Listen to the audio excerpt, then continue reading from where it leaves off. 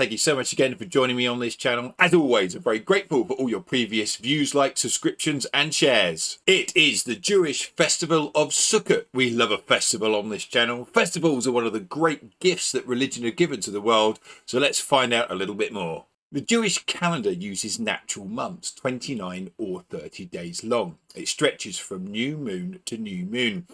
To use up the extra days, some years have a leap month to keep all festivals in the same season. All festivals start at sunset, which is the start of the new day. Now, I do like an origin story. Sukkot is to be found in the book of Exodus, when the Jewish people fled Egypt under the leadership of Moses. They spent approximately 40 years in the wilderness before getting to the promised land, and the festival of Sukkot pays homage to that. The 7-day harvest festival commemorates God's care for the Jewish community as they fled from Egypt. Now, this is a sukkah. It is a tent. To mirror the fact that their forebears lived in temporary dwellings during this time, sukkahs could be built at home or in the synagogue, and it helps those believers to connect spiritually with God and historically too with their relatives. The fact that it is fragile is part of the point. It's a reminder of being reliant upon God. The top of the sukkah is decorated with foliage to represent those harvest themes. But they must be disconnected from the earth. What that means is you can't just pick a palm leaf off a tree or pull something out of the earth in the ground.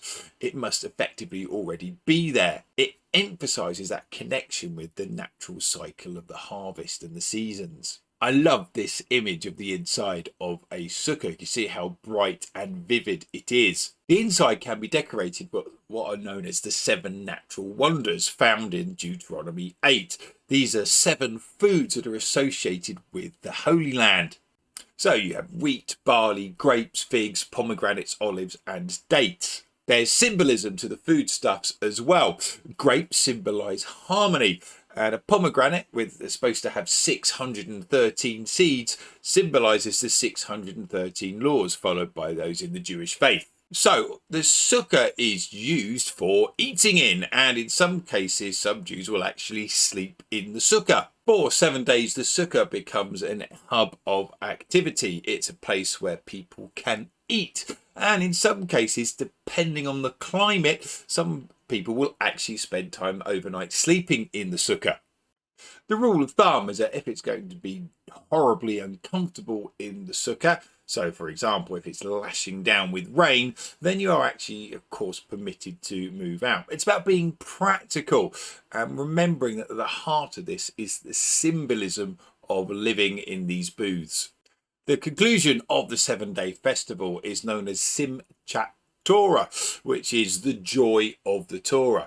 It's when people will celebrate, the Torah will be carried round, they'll be partying, dancing and generally celebrating the holy text.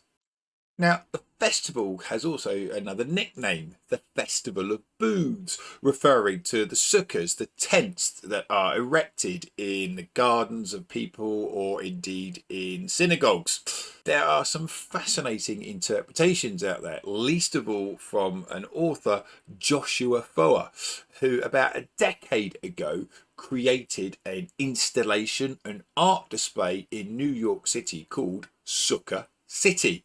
About a dozen artists, designers, architects were asked to create their own modern interpretation of a sukkah. And here is one on the screen. It's worth having a little look because there are some extraordinary designs and there's a real passion and enthusiasm for how to take this ancient ritual and to bring it into a very modern setting.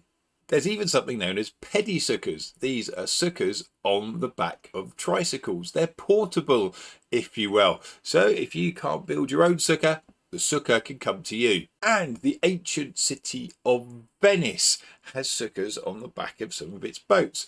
Rather like the peddy sukkah that go round on the road, these travel round on the canals of Venice. The much missed Chief Rabbi Lord Jonathan Sacks said this about Sukkah: humanity is formed out of our commonalities and differences. As I once put it, if we are completely different, we could not communicate. If we were all the same, we had nothing to say. Sukkot brings both together, our uniqueness as a people and our participation in the universal fate of mankind. I think that's entirely fitting to consider how there is a universality to Sukkot and a way of binding people together. As always, thank you so much for watching. If you are able to like, comment and subscribe, then please do so. And as always, enjoy your learning.